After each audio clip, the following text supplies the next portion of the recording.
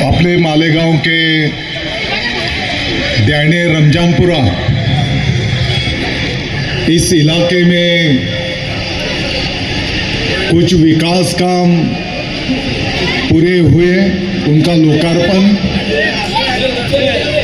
कुछ नए काम मंजूर हुए,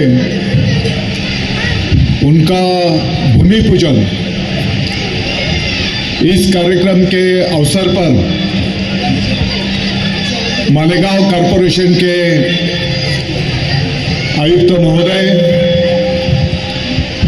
मंच पर बैठे हुए सभी पदाधिकारी, नेतागण, इस कार्यक्रम को शुभेच्छा आशीर्वाद देने के लिए यहाँ पर उपस्थित सभी बुजुर्ग, मेरी माता बहनें, सभी जवान साथी और छोटे नन्हे मुन्ने बच्चे, मैं समझता हूं दैने रमजानपुरा के नूरनगर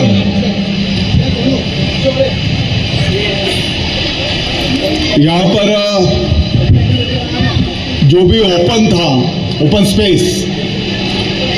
ओपन स्पेस के लिए कंपाउंड और शादी हॉल पिछले दिनों 1.5 करोड़ रुपया सरकार की तरफ से इस प्रकल्प के लिए मंजूर किए गए थे। मैं समझता हूं इसका भूमि पूजन भी किया था और आज मुझे ये बात बताते हुए आनंद है, शायद ही मालेगांव में कोई इतना बड़ा ओपन स्पेस होगा जहां पर यह सुविधा सरकार की तरफ से मुहैया कराई गई। आने वाले दिनों में रमजानपुरा और इस परिसर के माध्यम में जो भी हमारे रहवासी है, मैं समझता हूं आने वाले दिनों में किसके भी घर पे सुख दुख का कुछ कार्यक्रम होगा तो वो कार्यक्रम के लिए ये प्रकल्प बहुत काम में आने वाला है। यावर मैं आपको ये बात बताते चलूं, यहाँ पर और कोई सुविधा करने की जरूरत होगी, उसके लिए भी जितना फंड लगेगा सरकार की तरफ से मुहैया कराया जाएगा।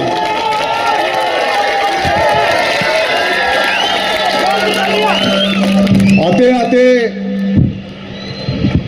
एक छोटा शादी हॉल का भी उद्घाटन किया, कुछ रस्तों का भी भूमि पूजन किया। मैं समझता हूं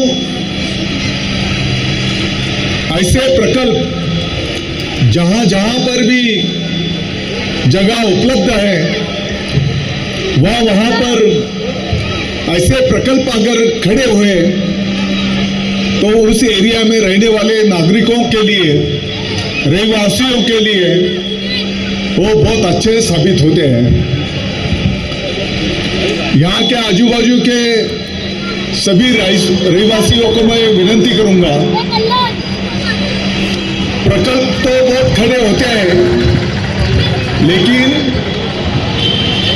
वो हमेशा के लिए अच्छा रखना, उसका अच्छी तरह इस्तेमाल होना, ये भी हम सबकी जिम्मेदारी है। और सभी युवा साथियों को, सभी बुजुर्गों को मैं विनती करूंगा, इसके ऊपर भी हम सबको ध्यान देने की जरूरत पड़ेगी।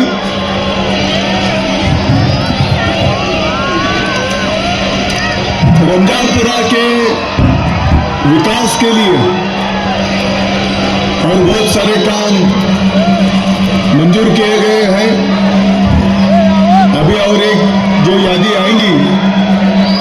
सबको पता है जितना निधि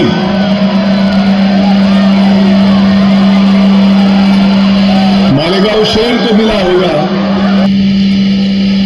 अपने मतदार संघ को मिला होगा, हर एरिया को वो निधि देने का काम पिछले कई सालों से किया है। हम सबको पता है, इसके पहले रमजानपुरा में अगर आना है तो कितनी दिक्कतें थी। साइकिल मोटरसाइकिल रास्ते पे रखना पड़ती थी, लेकिन आज लगभग 40-50% एरिया में कंक्रीट की पक्की रास्ते बन गई।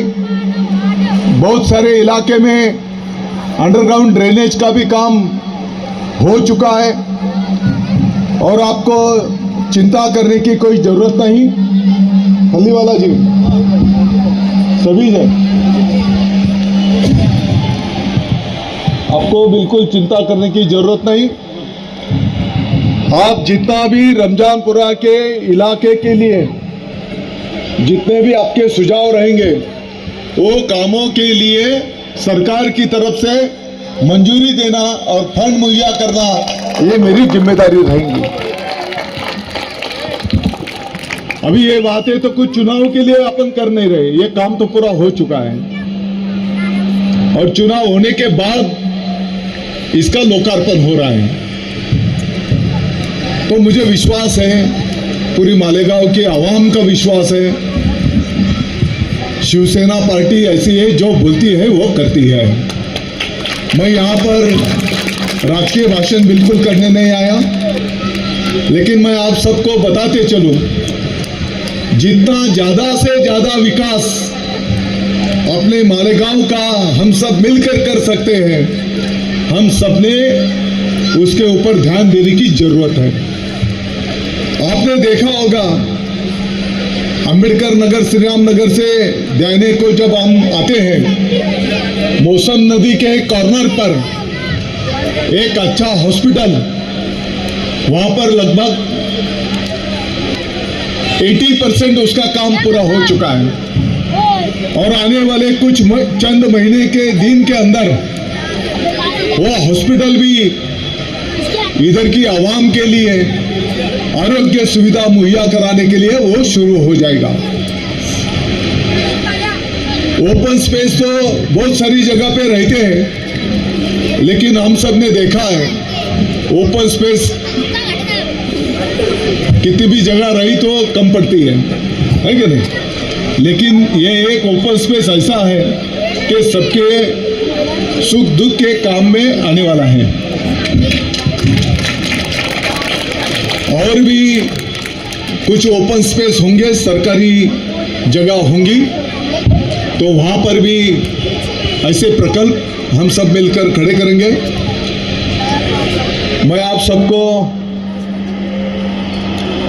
इस कार्यक्रम के माध्यम से विनती करूंगा, जो अजी आजोबा है, दादा दादी है, हम सब ने हर दिन हमारे जो घर में पहुंचे हैं उनके साथ 1 घंटा बातचीत करना चाहिए, उनका अभ्यास लेना चाहिए। जो भी ए बच्चा, ए बेटा, अरे आपके लिए बोल रहा हूं, जो भी माता पिता है उनको मैं रिक्वेस्ट करूंगा, अपने घर के जो भी छोटे बच्चे हैं, बच्चियां हैं, उनके शिक्षण के लिए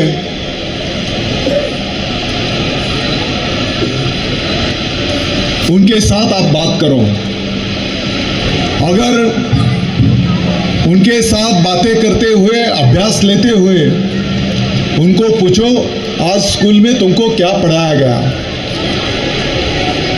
आपको कुछ वहां पर अड़चन आई क्या, आपको कोई प्रॉब्लम है क्या?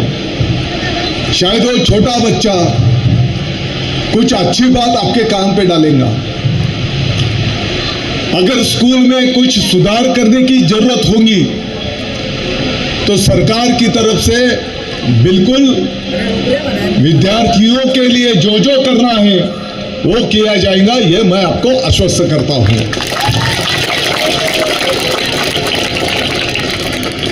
हमारे एजुकेशन की थीम है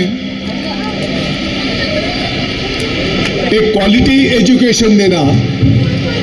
गरीब के गरीब तबके का भी बच्चा होगा, उसको भी एक क्वालिटी एजुकेशन मिलना चाहिए, वो उसका हक है, कानूनन हक है।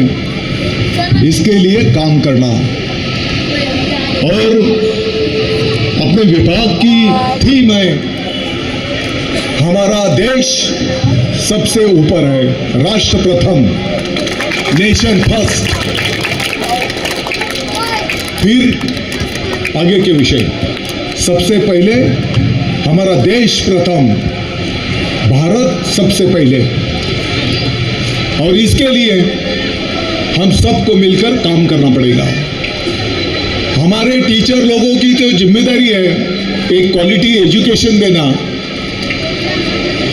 कुछ कम ज्यादा होगा तो आप मेरे जैसे को भी फोन करके बता सकते हैं, उसमें दुरुस्ती करेंगे। हर स्कूल में विद्यार्थियों के लिए शुद्ध पीने का पानी मुहैया करना चाहिए। हर स्कूल में हमारे स्टूडेंट्स के लिए स्वच्छता गृह होना चाहिए। स्कूल की इमारत अच्छी होनी चाहिए, लाइब्रेरी होना चाहिए, लैब होना चाहिए, स्पोर्ट्स ग्राउंड होना चाहिए, डिजिटल सुविधा होनी चाहिए। मैं आपको आश्वस्त करता हूं, सरकार की तरफ से इसके ऊपर पूरा ध्यान दिया जा रहा है और आने वाले 1 वर्ष के अंदर पूरे महाराष्ट्र में शिक्षण के बारे में गरीब से गरीब तबके का भी आदमी कुछ अच्छे बदलाव हो रहा है। ऐसे आपको शुभेच्छा देगा, आशीर्वाद देगा। ऐसा काम डिपार्टमेंट की तरफ से यहाँ पर मुहैया कराया जाए। हमारे मित्र ने, जाहिर भाई ने शुभेच्छा देते देते कुछ शुभेच्छा दी, लेकिन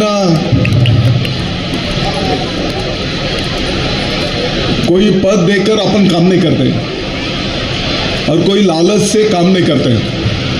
और तुमने जो बोला, अगर वैसी इच्छा रखेंगे तो जो पद है वो भी चला जाएगा अपना।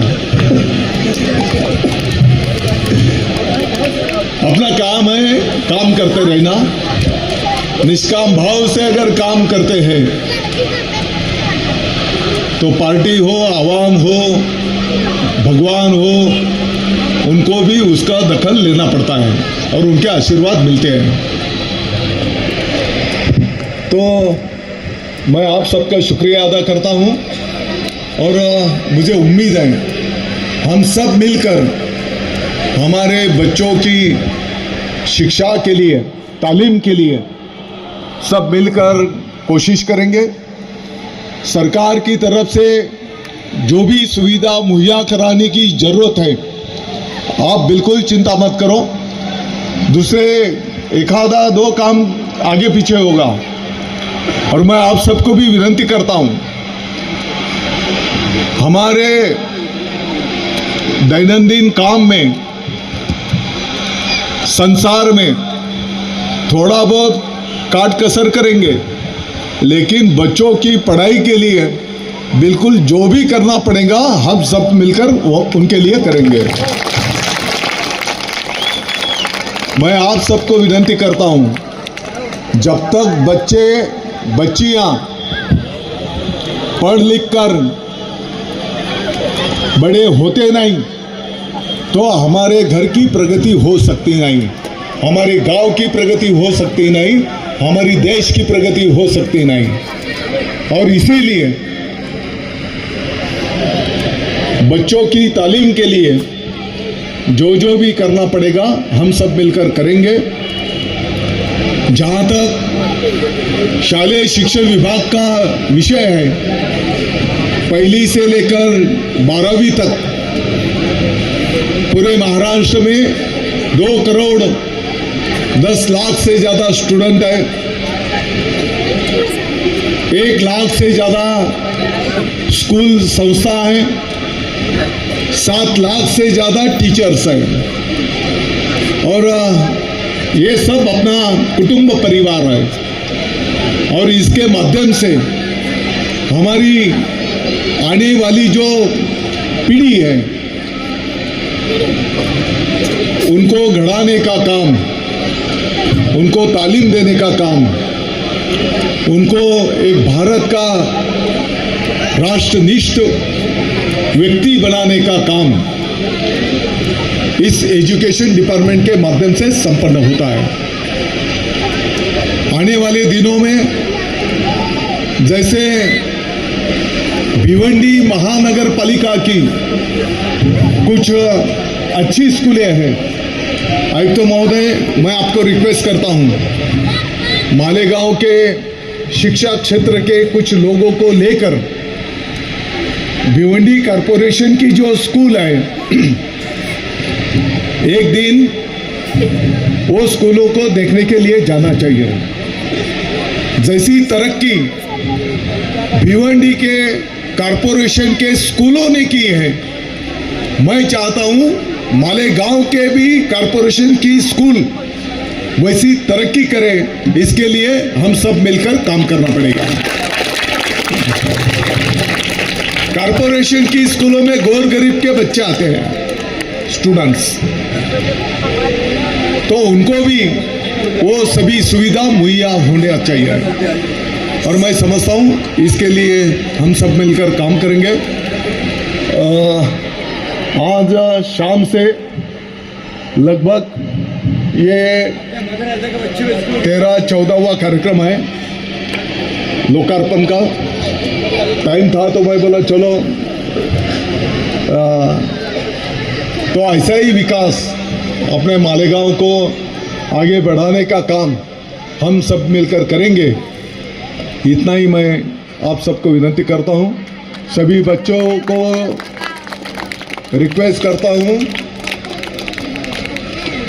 सब लोग अच्छा पढ़ेंगे ना? शाबाश, इनके लिए भी एक बार ताली बजा दो। जिनको दोस्तों मैं तो ज़्यादा बोल नहीं सकता हूँ, सिर्फ मैं हमारे मंत्री साहब, शिक्षण मंत्री है, हमारे मंत्री साहब को इतने ओहदे मिले कि अल्लाह का शुक्र है। यही एक दादा साहब भूसे साहब है जिसको इतने ओहदे मंत्री के मिले। और ये जो एरिया है ये उन्हीं का एरिया है।